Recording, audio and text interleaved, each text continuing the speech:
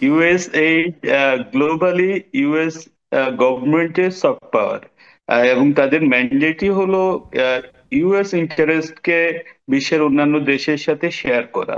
Honduras, Egypt, বিভিন্ন জায়গাতে তাদেরকে নিয়ে এর আগে অভিযোগ ছিল যে তারা সেই দেশের রেজিম চেঞ্জের ক্ষেত্রে ইউএস ফান্ডিং কে ব্যবহার করে তারা হলো সে কাজগুলো করেছে। যুক্তরাষ্ট্র সরকার পৃথিবীর বিভিন্ন দেশে সরকার পরিবর্তনের ক্ষেত্রে তার নানান সংস্থা বা সহযোগী বিভিন্ন আর্মগুলোকে নানান সময় কাজে লাগায়। আমরা উপমহাদেশের রাজনীতিতে দেখেছি। এটি সময়ের প্রেক্ষাপটে বিবেচনা করলে হয়তো যখন এটার ক্লাসিফাইড বারটা উঠে যাবে, বাংলাদেশের এই রেজিম চেঞ্জের ক্ষেত্রে যুক্তরাষ্ট্র সরকারের ভূমিকার বিষয়টি আস্তে আস্তে প্রকাশিত হবে। আমেরিকার স্টেট ডিপার্টমেন্টের সাবেক কর্মকর্তা মাইক বেঞ্চ তিনি আমেরিকার কয়েকটি গণমাধ্যমে সাক্ষাৎকার দিয়েছেন এবং আপনি জানেন যে সম্প্রতি ইউএসএআইডির ফান্ডিং কিন্তু স্থগিত করা হয়েছে। শুধু বাংলাদেশ নয়, ইসরায়েল আর ইজিপ্ট বাদে বাকি সবগুলো দেশের জন্য 3 মাসের জন্য স্থগিত করা হয়েছে এবং এটি নিয়ে নানা আলাপ আলোচনা চলছে। এবং তার সাক্ষাৎকারে আমরা যেটা দেখতে পাচ্ছি যে এই যে ইউএসএআইডির ফান্ডিং নিয়ে নানা ধরনের আলোচনা সমালোচনার জন্ম দিয়েছে। টাকার কার্লসন শো থেকে শুরু করে বিভিন্ন গণমাধ্যমে তিনি কথা বলছেন এবং এর মধ্যে নানা রকম মানুষ কনস্পিরেসি থিওরিও তার কথার মধ্যে পাচ্ছেন, আবার অনেকে হয়তো বা কিছু জিনিস সত্যতা খুঁজে পাচ্ছেন। এই বিষয়গুলো সম্পর্কে আপনি কি বলবেন তানভীর হোসেন? আপনি একজন উন্নয়ন কর্মী, আপনি বিভিন্ন প্রতিষ্ঠানের সাথে যুক্ত ছিলেন আমি যতটা জানি, আপনি কিভাবে দেখছেন এই বিষয়গুলোকে?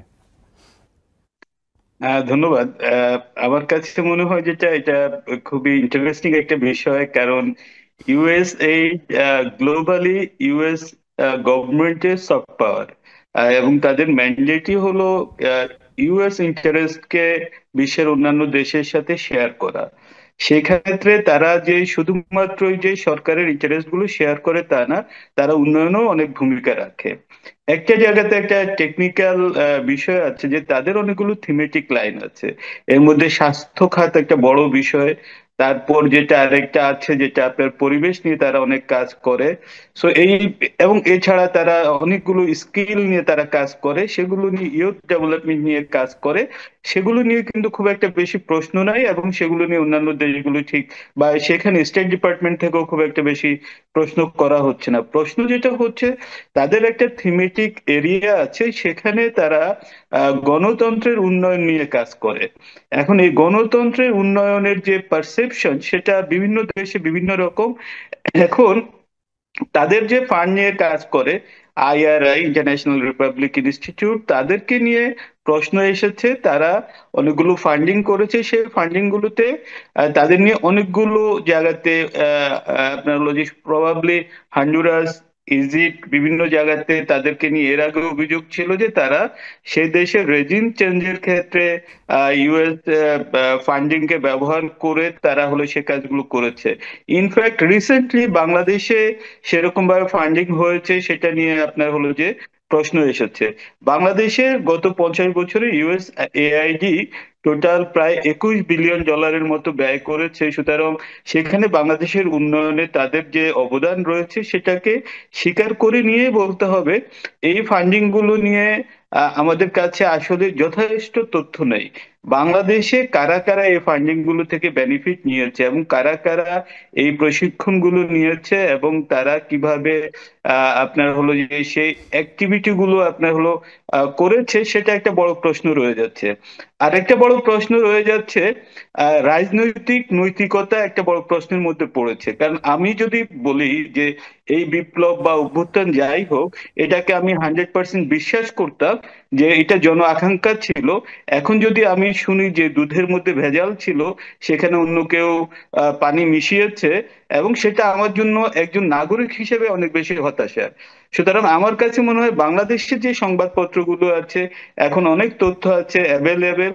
তারা সেই ইউএস স্টেট ডিপার্টমেন্টের যে তথ্য, সেই তথ্যের আলোকে বাংলাদেশে কারা সেই বিষয়গুলোর সাথে এঙ্গেজ ছিল, এবং তারা যদি গত 5ই আগস্টের যে অভ্যুত্থান অথবা বিপ্লব, সেখানে তাদের যদি জোরালো ভূমিকা থেকে থাকে, তাহলে তাদের বিশ্বস্ততা মানে বিশ্বাসযোগ্যতা নিয়ে প্রশ্ন তোলা উচিত। কারণ আজকে যখন আমরা তিনজন এখানে কথা বলছি, আমরা যদি আউট অফ আওয়ার ইন্টারেস্ট, আমাদের পার্সোনাল ইন্টারেস্ট অথবা ফাইন্যান্সিয়াল ইন্টারেস্টের আলোকে কথা বলে থাকি, তাহলে এই যে এইসব দর্শকরা এগুলো শুনবেন, তাদেরকে বিভ্রান্ত করা হবে, তাদের সাথে আহ, তাদের সাথে এক ধরনের প্রতারণা করা হবে।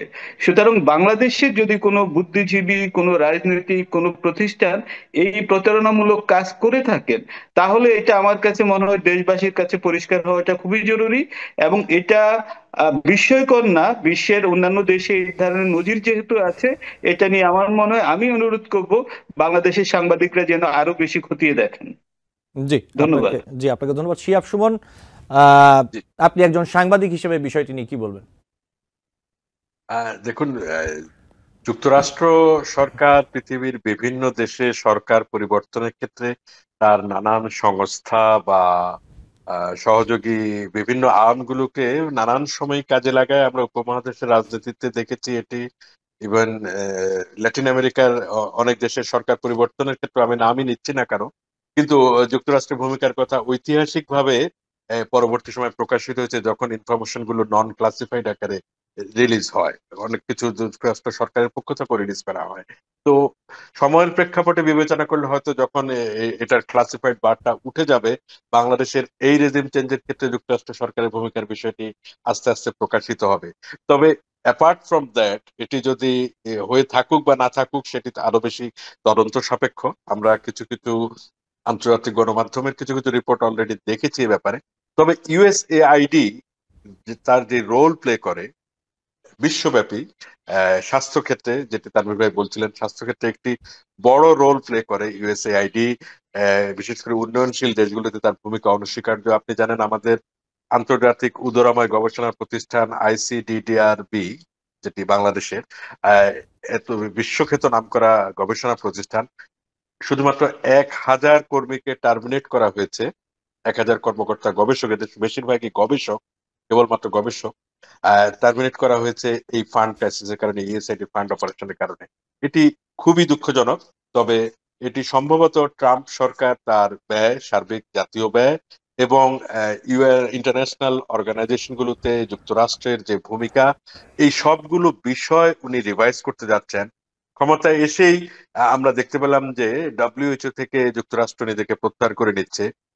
It's a big threat world health অর্গানাইজেশনের কার্যক্রম চালিয়ে নেওয়ার জন্য। কারণ সম্ভবত 18% ফান্ডিং একাই ডাব্লিউএইচওর জন্য যুক্তরাষ্ট্রের পক্ষ থেকে আসতো। এই ফান্ডটা এখন কিভাবে ক্রাইসিস হবে, এই ক্রাইসিসটা মিট আপ করা যাবে, সেটি কিন্তু এখনো পরিষ্কার নয়। জি, চায়না বলছে যে চায়না বলছে, ডব্লিউএইচও কে বলছে যে আমরা এগিয়ে আসব। জি, আমি আরেকটি প্রসঙ্গে একটু আসি। শিহাব সুমন, যদি আপনি একটু যোগ করি। আমি একটু যোগ করি, বাংলাদেশে এগ্রিকালচারাল ডেভেলপমেন্টেও কিন্তু ইউএসএইড এর যথেষ্ট ভূমিকা আছে এবং অনেক কাজ হয়েছে। তারা দীর্ঘদিন ধরে কাজ করেছে। হেলথ অ্যান্ড স্যানিটেশনের কথা আমরা বললাম। চায়নার প্রসঙ্গ যেটা হয়েছে, চায়না কিন্তু অনুদান দেয় না, চায়না যেটা করে ইনভেস্টমেন্ট করে। সো আপনার ট্রেড এন্ড হলো ডেভেলপমেন্ট, এর মধ্যে কিন্তু একটা বড় পার্থক্য রয়ে গেছে। চায়না ইতিহাসে এখন পর্যন্ত ইউএস গভর্নমেন্ট বা ইউএসএআইডির মতো করে কোনো প্রোগ্রাম কিন্তু তারা হাতে নেয়নি। সুতরাং সোশ্যাল ডেভেলপমেন্টের ক্ষেত্রে আমরা হয়তো প্রত্যাশা করব, আমাদের মতো অন্যান্য অনেক দেশই প্রত্যাশা করছে, ট্রাম্প প্রশাসন থেকে নিশ্চয়ই সুবিবেচনা প্রসূত কোনো একটা সিদ্ধান্ত হয়তো 3 মাসের মধ্যে আসবে। ধন্যবাদ। এক্স্যাক্টলি, তানভীর ভাইয়ের সঙ্গে আমি একটু অ্যাড করি। আমরা ইউএসএআইডি বা ডিএফআইডি, অসএইডি এর মতো যে ইন্টারন্যাশনাল সাহায্য সংস্থাগুলোর নাম জানি, চাইনিজ সাহায্য সংস্থার নাম কিন্তু এরকম শুনিনি কোথাও। আপনার জানা আছে কিনা তানভীর ভাই বলতে পারবেন না। সো এক্ষেত্রে চায়নার কমিটমেন্ট কতটা আমাদেরকে প্রত্যাশা যোগাবে বা সাহস যোগাবে, আমি সন্দেহান ব্যক্তিগতভাবে। নিউ ইয়র্ক থেকে সম্প্রচারিত TVN 24 টেলিভিশন, বিশ্বজুড়ে বাঙালির কণ্ঠস্বর।